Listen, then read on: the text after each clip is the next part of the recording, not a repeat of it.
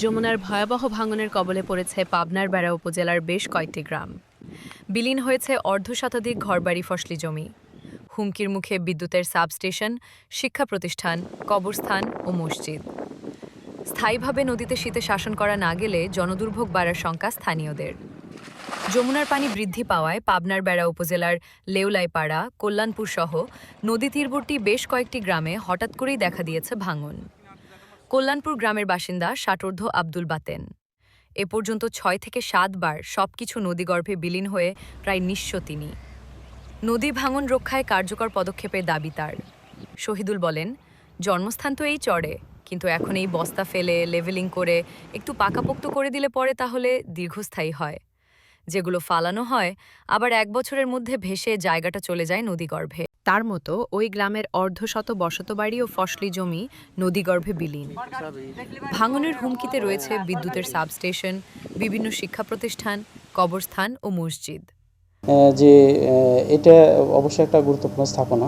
সবচেয়ে এখানে একটা ল্যাগিং যেটা হয়েছে সেটা হলো যে ওনারা করার আগে আমাদের কাছ থেকে যদি একটা কনসার্ন নিত বা ছাড়পত্র নিত বা এখানে করা যাবে কিনা বিষয়টা যদি মতামত নিত ভাঙনের বিষয়, সেটা কিন্তু তারা নেয়নি আর কি।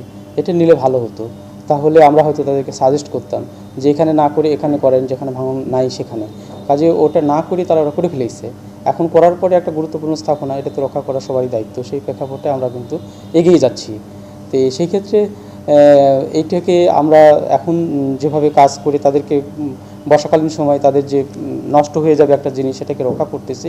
এর পরবর্তীতে শুষ্ক মৌসুমে এটা আমরা পার্মানেন্ট ওয়ার্ক করার ক্ষেত্রে আমরা পদক্ষেপ নেব। অনেকের দিন কাটছে আতঙ্ক আর উৎকণ্ঠায়।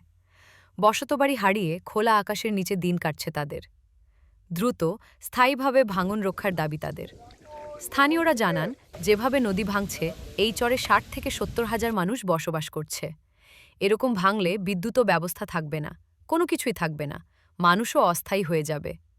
ঘরবাড়ি তো সব ভেসে গেছে। নদীতে যে বস্তা ফেলে নদীতেই তা নিয়ে যায়। তবে পানি উন্নয়ন বোর্ড বলছে, ভাঙন কবলিত এলাকায় অস্থায়ী ব্যবস্থা নেওয়া হচ্ছে। পাবনা পানি উন্নয়ন বোর্ডের নির্বাহী প্রকৌশলী জাহিদুল ইসলাম বলেন, আমরা ওই ভাঙন কবলিত এলাকাগুলি আবার নিজে সরজমিনে আমরা পরিদর্শন করে সেসব জায়গাগুলোতে আমরা অস্থায়ী প্রতিরক্ষামূলক কাজ ডিক্লারেশন করে ইমার্জেন্সি ঘোষণা করে ওইসব জায়গাগুলোতে আমরা কাজ করে যাচ্ছি। কল্যাণপুরে ১৬,০০০ মানুষের বসবাস, এসব অঞ্চলে চাষাবাদ হয় বিভিন্ন অর্থকরী ফসল। দ্রুত ভাঙন রক্ষায় কাজ করবে সরকার, এমনটাই প্রত্যাশা সবার। আমাদের ভাঙন কবলিত এলাকাগুলো চিহ্নিত করে আমাদের এমপি মহোদয় একটা ডিও লেটার দিয়েছেন মাননীয় প্রতিমন্ত্রী মন্ত্রী মহোদয় বরাবর।